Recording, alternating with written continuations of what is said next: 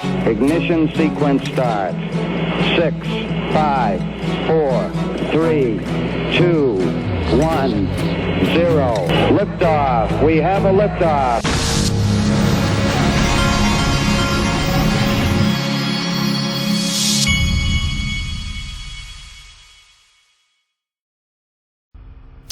Hey everybody, before I get going today, I want to remind you, PureVPN, who is one of my sponsors, is doing Black Friday 83% off golden ticket, 3 months extra. As you go down here, you'll see they've got their, they call it the golden ticket max, $344 per month.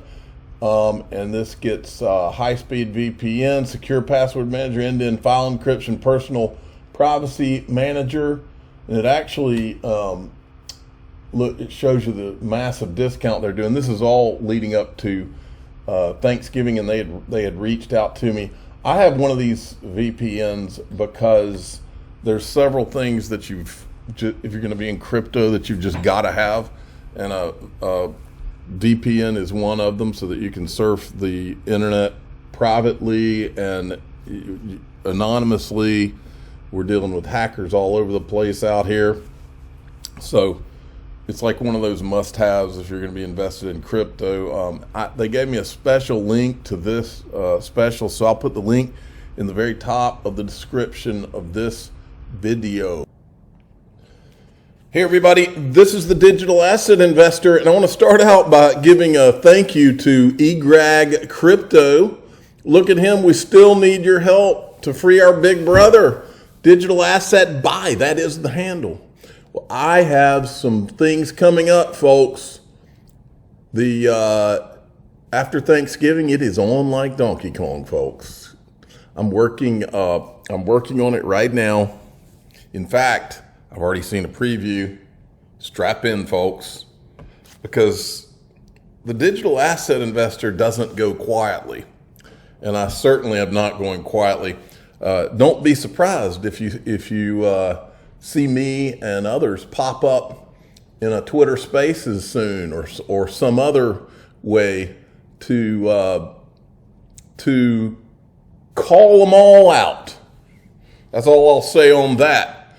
But thank you, eGrag Crypto. Now look at Brad Combs, Digital Perspectives. He interviewed Simon McLaughlin, CEO of Uphold, and remember, Uphold just got the partnership with Ripple and to enhance the ODL, right? And both Uphold and Ripple and Link2 stock are on the Link2 platform, who is one of my sponsors. They're private equity, so think about that as you listen to this. All right, so we're here with Simon McLaughlin. He's the CEO of Uphold, and we are excited not only to talk about the Uphold Vault, which is coming very soon, but we're also excited to talk about the new partnership that Uphold has with Ripple. Tell us a little overview about that very quickly, Simon. Sure. As you know, Ripple Payments provides a solution for international companies to move money cross-border. They do so using XRP. We are becoming a node in their network of liquidity providers. And our function in the network is a large company using Ripple Payments will open an account on Uphold. It will be pre-funded with XRP by Ripple. And then our role will be to convert the crypto into fiat and to pay out the banks. And obviously that leg is a regulated activity. We'll be operating UK, Europe, UK. By the way, if you hear anything chomping in the background on this Thanksgiving morning, I am eating a teriyaki beef jerky because I was going to get a biscuit and they didn't have it. People weren't open. So anyway, that's what's going on in the background while you listen to this. UK, US, Europe, US. Those are the corridors that we initially open in. We're very excited because next year we open into Brazil as well. And, as you probably know, Brad, I mean, moving money across border is not just difficult for people, expensive, slow, and error prone. Even companies, it's difficult to move money across border in certain situations. We've just got licensed in Canada. And you wouldn't believe how difficult it is just funding the bank account that we've opened in Canada. The other day, we were kind of like laughingly saying, we're going to have to send somebody with a bag of money to Canada to get money into this bank account. And it's like, it's 2023. This is the kind of problem you'd expect to have in 1953. So, very, very excited to be involved in such an innovative solution, great, clear use case of crypto to solve a big mass market problem. Well, it is exciting, Simon, because, you guys have a different approach at Uphold anyway. You're more like a prime broker plugged into 30 plus exchanges at this point. And you're really making the best markets possible for the people that need to make these markets for payments or whatever it is. And coming together with Ripple now really is like a real live example of Ripple Liquidity Hub with the combination of Uphold working together to serve in the form of payments, making those best markets for your customers. What kind of volumes could we expect to see going forward over the next year, Simon, if you have any?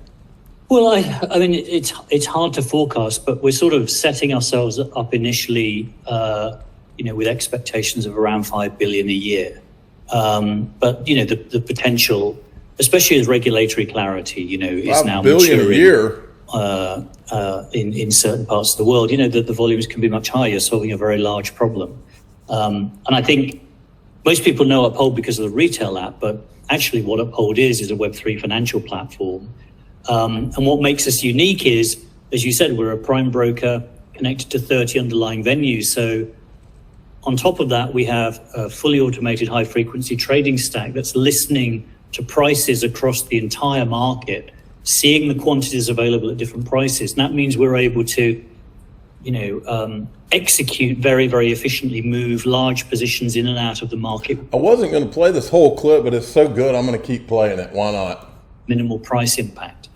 So that Ripple is one of several companies using us, effectively to facilitate payments using crypto.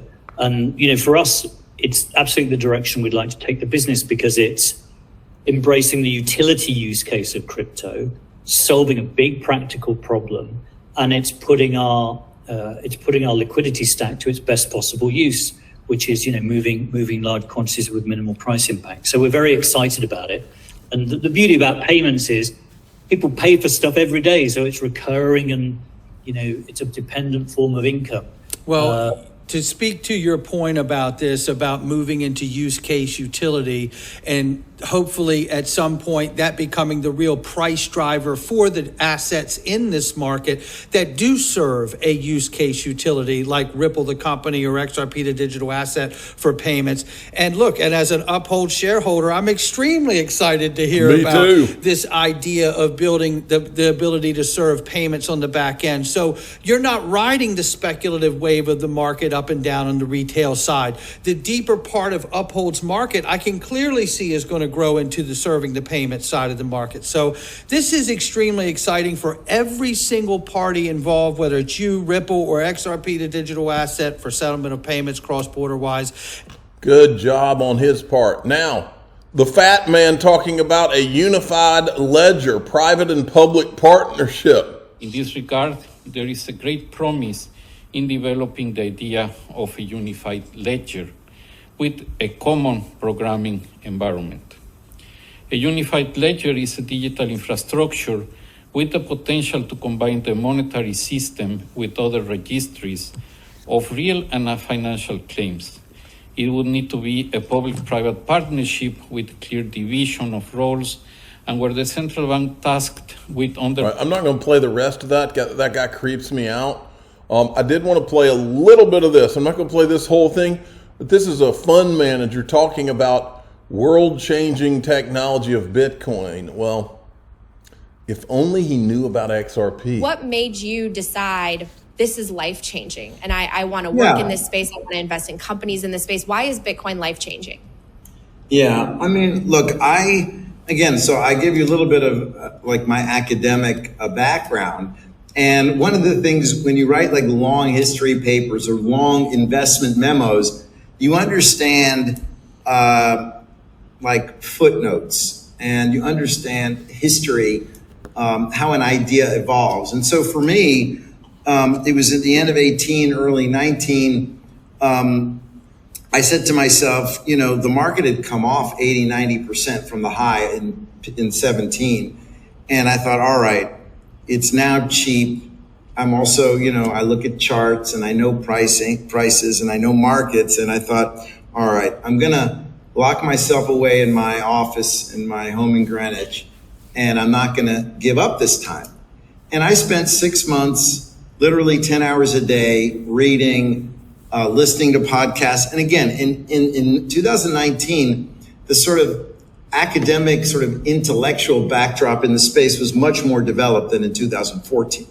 In 14, you really only had like Antonopoulos and a few other, just a very few other guys, like really explain things. And then later on, by 19, you had that wonderful Safadine. Okay, he's kind of boring me here. I thought that he had some interesting things to say, but he does not. This is about the CZ Binance story. I do want to play this for you. He has to step aside as CEO, but only for 3 years. I mean, if nothing else, they're going to let him come back and step back in as CEO of this company after all of the things he admitted he did wrong. I can't imagine that happening with any other company in the United States. I agree with you. I think this is a really minor fine. It's like a traffic ticket for someone like CZ. That said, you know, this is a company, Binance, that could have tied up the Department of Justice in litigation for years and diverted a huge amount of, it would have required them to divert a huge amount of resources. That, folks, on its surface is BS. You think that the Department of Justice, these are a bunch of people that have all the money they could possibly want. Dragging things on is, look at Gary Gensler, dragging things on is what they do. It's what they love to do. They love to put the people they're suing or going after in a position of having to spend money left and right and be tied up. That's what they did to Ripple. This is a bogus argument right here. This idea that, oh, well, they didn't want to spend years and years going after this guy. Baloney. They wanted this to happen for a reason. That otherwise could this to be settled for a reason, so they could send their people in and co-opt this, is what I think. To do other law enforcement work. So they make hard choices very, very often. Yeah. And this it's real hard when you have an unlimited budget and you don't have a profit motive or anything like that for the government. You know, the fact is that CZ is in the United Arab Emirates. That's where he lives. There's no extradition treaty. So if you can get him into prison at all, and he's now consented to up to 18 months in prison, that's as you have to compare that to 0 months in prison and 0 penalty. So now, let me make it clear. I'm not saying in any way, look, if this guy did something illegal, just like Sam Bankman-Fried, if he was doing fraudulent things and that's what was going on here, the guy needs to go to prison. But what I'm saying to you is that this is more about the money. Our government, this is about the money. This is about Wall Street getting to come in and take over this industry. That's what this is really about. They could give our rats behind it. You watch, mark my words, Sam Bankman-Fried, one way or another, will get off the hook, because I believe he was helping the government when he did what he did. In fact, we're going to cover that in the private group. Someone laid it out perfectly. But one more thing I wanted to show you before we go into the private group. This is Hester Pierce talking about the Bitcoin ETF or the potential. I have heard a lot of reporting in another matter that has gotten a lot of attention regarding a spot ETF, that there is ongoing conversations between issuers who have filed some of these applications and individuals at the SEC. And I wonder if you can shed any light on how much you as a commissioner might be involved in that, or really if this is just happening at the lower staff level at the moment. No, again, I really can't comment on that, but I think I've been very transparent that I've thought for many years now that there is no reason for us to stand in the way of a spot Bitcoin exchange traded product. I have heard a lot of reports. All right. Now listen close, folks, because there's several things we're talking about in the member group today, but listen close. You can feel it in your gut. You've been able to feel it in your gut for the last 3 to 5 years that something's just not right. You know that you're being lied to on many fronts. Like Elon Musk said one time, it's like they need to have a PSYOP of the Month award. You know in your gut that you're being lied to and deceived and manipulated on multiple fronts by multiple entities, media, government, you name it. You know it. You can feel it. I'm gonna talk to you in the member group about your gut and about what you feel and about what I believe is the year ahead. I believe it's going to be explosive. I believe it's going to be scary. I think you're going to see more lies, and you're going to see more things that tug at your gut in a bad and possibly a good way in the next year in so many ways. We're also gonna, you can feel it. You don't even have to have me say it. You know it. You can feel it. We're gonna talk about that. We're also gonna, I'm not gonna really talk about it as much today, but in the member group, we have started what I would call an interactive adventure just for fun. It doesn't have to do with, kind of sort of has to do with crypto, but not really. But what I plan to do is I plan to make it evolve into being more about crypto because I want to find some things out. But it's interesting, it's fascinating, it's just a part of what we do. But of course, you get we don't have any commercials in the private group, and that's huge. So if you join for that reason alone, it'd be worth it. But it's at DAIXRP.com, and away we go. I'm the digital asset investor. I'm not an investment advisor. This is for entertainment purposes only. Please subscribe, hit the like button, tell your friends and family that I am smoking my turkey. And in the DAIXRP.com group, we are talking about history changing things. Thanks for listening.